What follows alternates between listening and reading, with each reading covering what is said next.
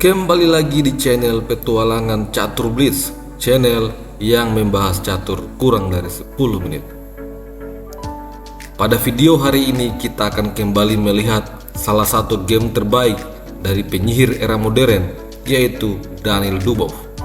Kali ini kita akan melihat game antara Daniel Dubov melawan Esa Karavade, game yang terjadi pada Qatar Master Doha pada tahun 2015.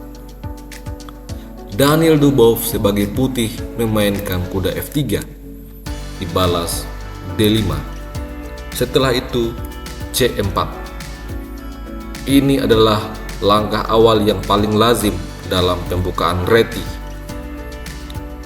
Hitam membalas dengan C6, setelah itu D4. Sekarang pembukaan ini lebih mengarah pada pertahanan Slav. Hitam memainkan kuda F6 dan Daniel Dubov mendorong G3 bersiap untuk gajah fianchetto. Hitam kemudian melakukan hal yang sama. Setelah gajah fianchetto,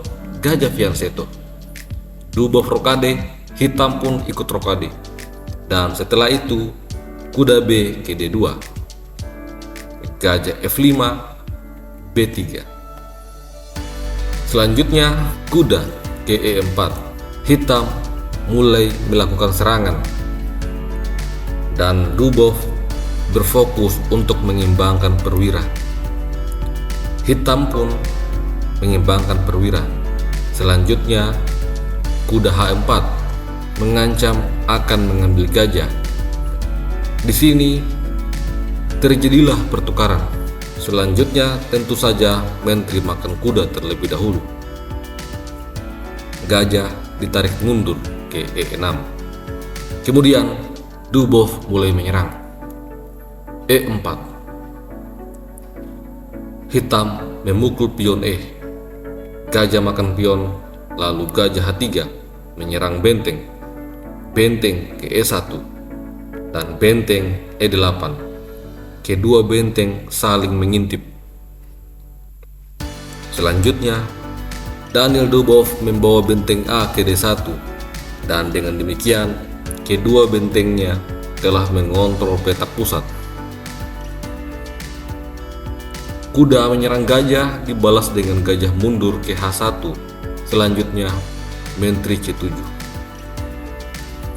Daniel Dubov terus melakukan serangan. D5. Setelah pion makan pion, gajah E5 terlebih dahulu menyerang menteri. Menteri ke B6 dan Daniel Dubov kemudian mengambil pion dengan pion. Selanjutnya hitam menyerang pion dan di sini menteri dibawa ke B2 menghindari shadowing dari benteng hitam. Kuda ke H5 mengadu gajah, tetapi Daniel Dubov justru menarik mundur kuda ke F3. Setelah itu gajah G4 menyerang kuda. Di momen ini Dubov memainkan benteng D2 bersiap untuk doubling benteng. Hitam terlebih dahulu mengambil kuda, setelah itu gajah makan.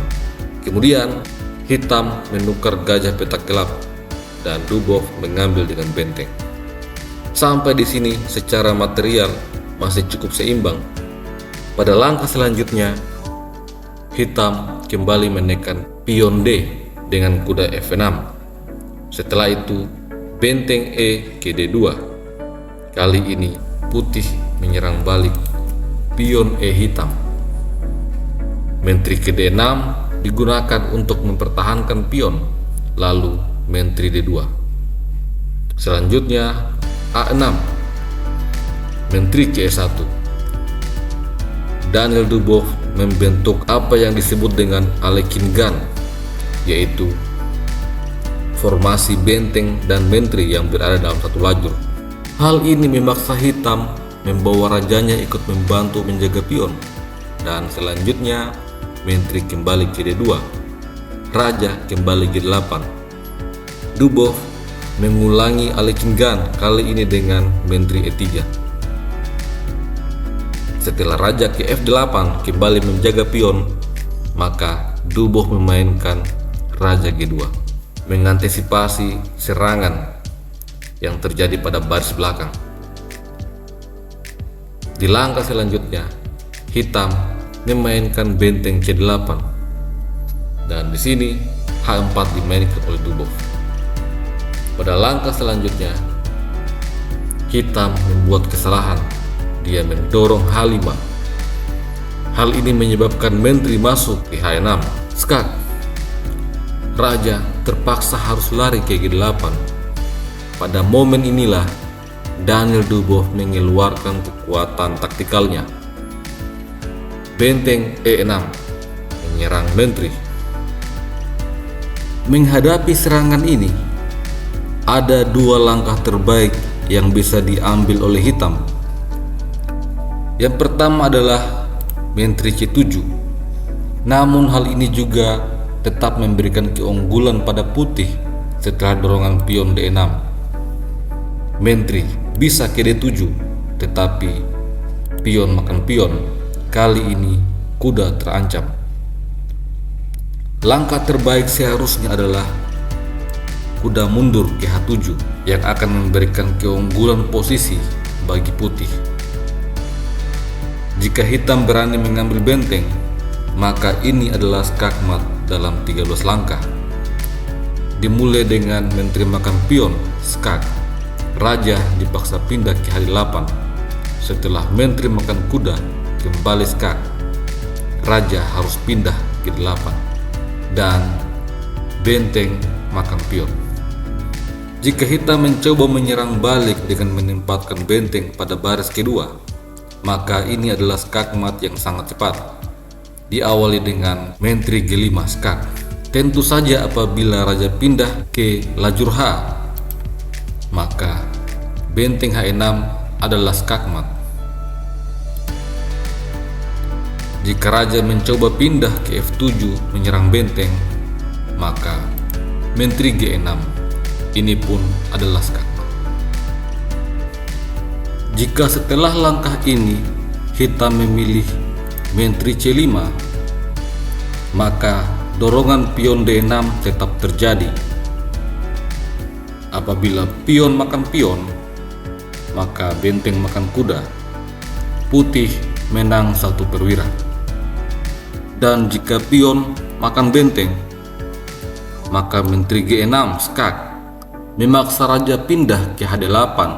Setelah benteng makan pion, hitam bisa mencoba mengadu menteri, namun ada langkah gajah E4 mengancam skakmat setelah kuda disingkirkan. Kuda bisa mengambil gajah, namun ini adalah 3 langkah mati yang dimulai dengan menteri H6 skak.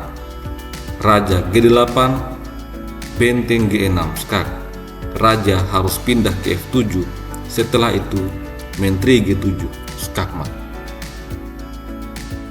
Kita kembali ke partai sesungguhnya.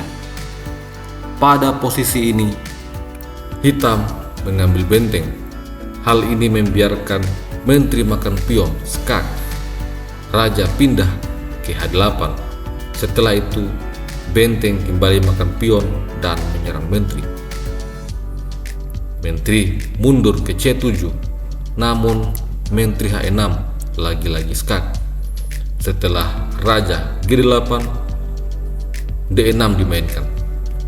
Ini adalah langkah yang sangat brilian. Jika pion makan pion, maka akan ada langkah brilian lainnya, gajah D5.